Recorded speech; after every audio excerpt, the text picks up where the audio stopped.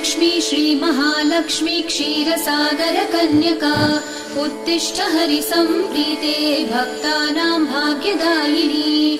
श्रीलक्ष्मी श्रीमहालक्ष्मी क्षीरसागर कन्यका उत्तिष्ठ हरिसम्प्रीते भक्तानां भाग्यदायिनी।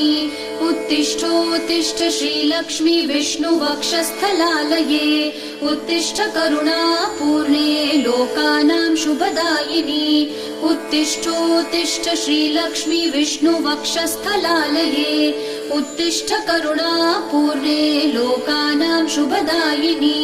श्रीपद्ममध्यवसिते वरपद्मनेत्रे श्रीपद्महस्तचिरपूजित पद्मपादे श्रीपद्मजात जननी शुभपद्मवक्त्रे श्रीलक्ष्मी भक्तवरदे तव सुप्रभातम्।